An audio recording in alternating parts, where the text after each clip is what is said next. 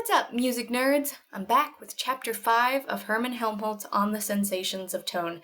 Now, this is a hefty chapter, so I don't think we're going to get through the whole thing today, but if you feel the need to read on ahead, the link to the webbook that I'm reading from is in the description. You can find the entire text of the book there, as well as all of the apps that I'm going to show you in this video. So let's get to it. Chapter 5, on the differences in the qualities of musical tones. Towards the close of Chapter 1, we found that differences in the quality of musical tones must depend on the form of the vibration of the air. If you haven't watched my video on Chapter 1, check that out. The reasons for this assertion were only negative.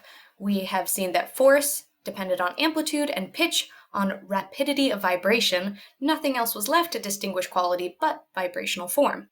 We then found out that the existence and force of upper partial tones that accompany the prime are also dependent on the vibrational form. So, the question arises, can, and if so to what extent, can the differences of musical quality be reduced to the combination of different partial tones with different intensities in different musical tones? One piece of quality of tone is attack and release, how a sound starts and how it ends. The method of attack for the human voice is so characteristic of quality of tone that we've given them names, different consonant sounds. The plosive consonants, b, d, g, and p, t, k. Another aspect of quality of tone is the sounds that accompany a musical tone.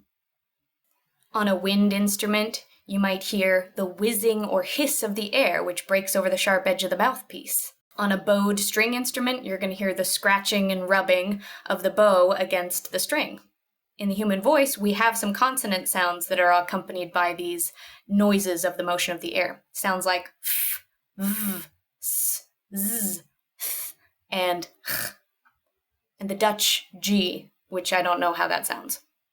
But even without the sound of the air moving through the reed, you can still tell the difference between a French horn and a clarinet, and that's what Helmholtz wants to dig into.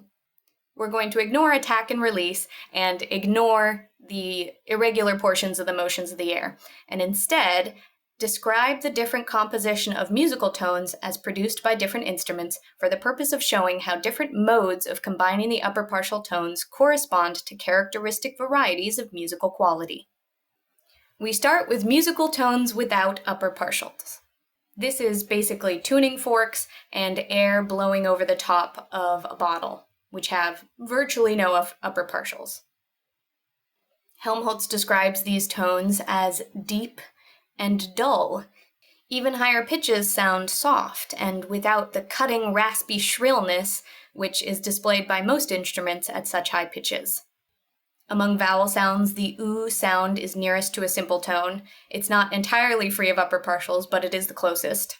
And because these tones have no upper partials, they should be indistinguishable, assuming they're of the same pitch and force. So holding a tuning fork against a resonating tube of glass, metal, pasteboard, any material, should give us the same sound.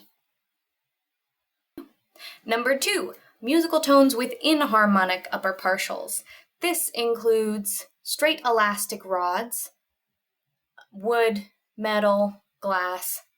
They have relatively high upper partials that die away pretty quickly, but even then, they're still inharmonic. But when they're firmly supported at the two nodal lines of the prime tone, the continuance of the tone is favored in preference to the other higher tones. So I'm just learning on Wikipedia here that xylophone bars are hung at 2/9 and 7/9 the length and are struck halfway to reduce inharmonicity. Bells are also inharmonic.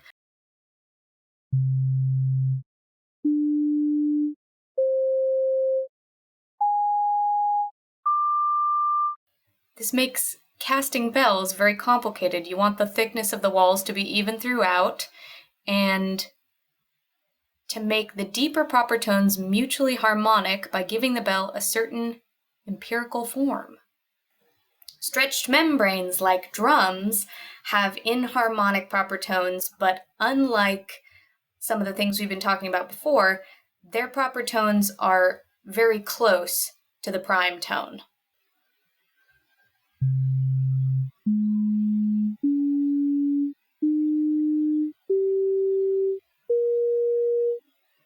The kettle drum is used in artistic music, but only to mark certain accents.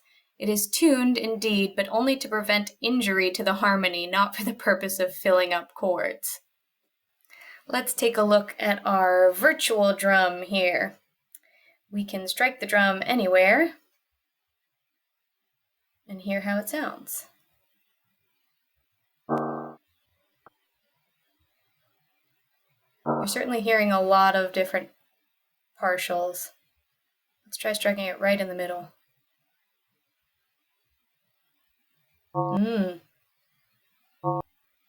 What if we strike it close to the middle, but not on the middle?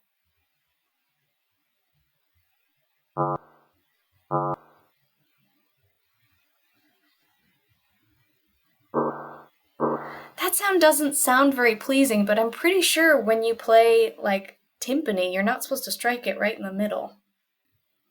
This is Yamaha's website, and they say timpani is not struck in the center of the head, but rather close to the rim and towards the player.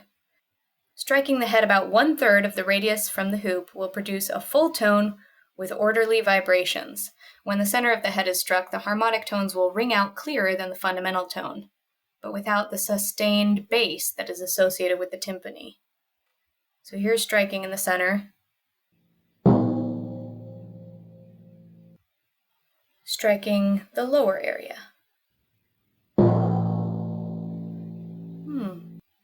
So let's play this virtual drum in the center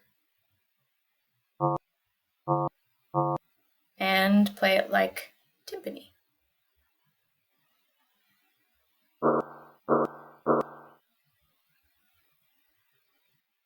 So, tones with inharmonic upper partials. If they are nearly the same pitch as the prime tone, their quality of sound is in the highest degree unmusical, bad, and tin-kettle-y. If the secondary tones are of very different pitch from the prime and weak in force, the quality of sound is more musical, and such tones are applicable for marches and other boisterous music. But what if I have unboisterous music to play? Well, then we have to use instruments with harmonic upper partials, and these can be classified according to their mode of excitement, by striking, by bowing, by blowing against a sharp edge, by blowing against elastic tongues or vibrators.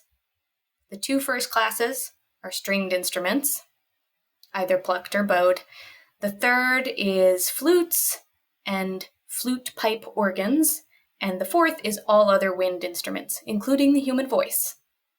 So we start with strings excited by striking. This includes the pianoforte, the harp, the guitar, zither, and any bowed instrument played pizzicato. The force of the upper partials that we hear depend on the nature of the stroke, the place struck, and the density, rigidity, and elasticity of the string. Let's start with the nature of the stroke. A string could be plucked with a finger, plucked with a pick. It could be hit with a hammer of varying materials. All of these affect which upper partials ring out louder and which fade away quicker. And we can mess around with this on our virtual piano string. This slider here increases how hard the hammer is. So that is the hardest hammer. Let's play a couple of notes. Ooh. Pretty shrill. Definitely hearing the upper partials more than the prime tone. Let's give a slightly softer hammer.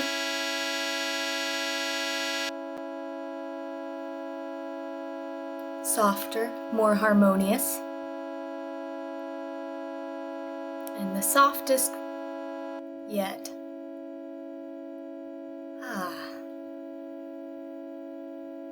The prime tone is heard best when the string is plucked with a soft finger, which produces a rich and yet harmonious quality of tone. Secondly, the place struck. Last chapter, we found that when a string is plucked or struck, the upper partials disappear which have a node at the point excited, and conversely, those partials are comparatively stronger, which have a maximum displacement at that point. Let's see the harmonic analysis of a guitar string plucked in different places. Open string plucked in the normal place. Oh, the loudest tone is not the prime tone, but this third partial here. How about a string damped half down? Prime tone's the strongest, becomes less loud pretty quickly.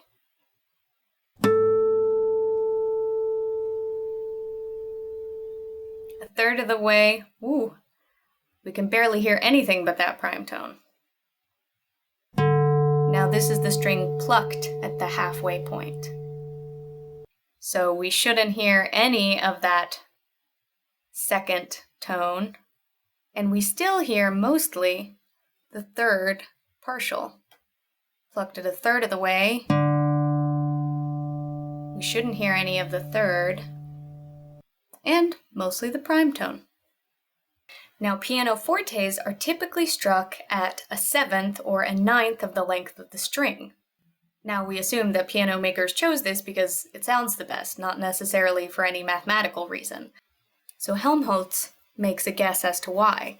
An essential advantage of the choice of these positions seems to be that the seventh and ninth partial tones disappear, or at least become very weak. These are the first in the series of partial tones which do not belong to the major chord of the prime tone. Let's try it on our virtual.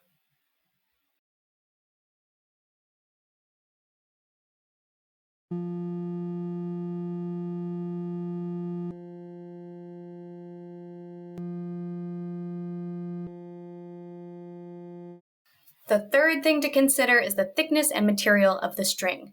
Rigid strings will not form any very high upper partials because they cannot readily assume inflections in opposite directions within very short sections.